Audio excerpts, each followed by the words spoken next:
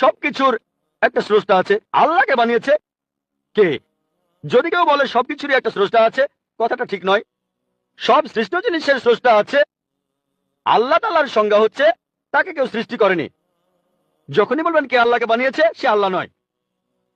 আল্লাহ তাআলার সংজ্ঞা হচ্ছে তিনি সৃষ্টি হননি। ধরেন এক লোক আপনাকে বলল যে ভাই, আমার বন্ধু জন, সে হাসপাতালে ভর্তি হয়েছে, সে একটা বাচ্চার জন্ম দিয়েছে। বলতে পারবেন এই বাচ্চাটা ছেলে না মেয়ে?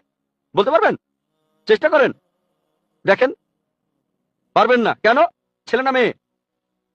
না। ধরেন ভাই জন, সে হাসপাতালে ভর্তি হয়েছে, সে একটা বাচ্চার জন্ম দিল। এই বাচ্চাটা ছেলে না মেয়ে?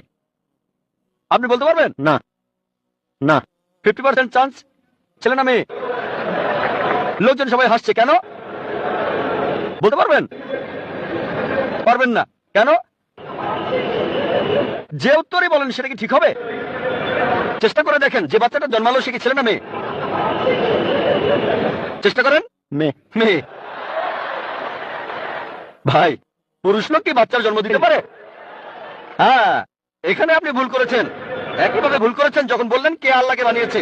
পুরুষ লোক কোনো বাচ্চার জন্ম দিতে পারে না, তাহলে তো মেয়ে বা ছেলে হওয়ার প্রশ্নই আসে না। এখন কি আপনি বুঝতে পেরেছেন? হ্যাঁ, বুঝতে পেরেছেন, এই তো ভালো। পুরুষ লোক কোনো বাচ্চার জন্ম দিতে পারে না, তাহলে তো ছেলে বা মেয়ে হওয়ার কোনো প্রশ্নই আসে না। যখন প্রশ্ন করলেন কে আল্লাহকে সৃষ্টি করেছে, আল্লাহর সংজ্ঞা হচ্ছে, ঈশ্বরের সংজ্ঞা হচ্ছে তিনি সৃষ্টি হননি। যখনই বলবেন কে আল্লাহকে বানিয়েছে, সে আল্লাহ নয়। ওয়ালাম ইয়াকুল লাহু কুফুয়ান আহাদ, তার সমতুল্য কেউ নেই।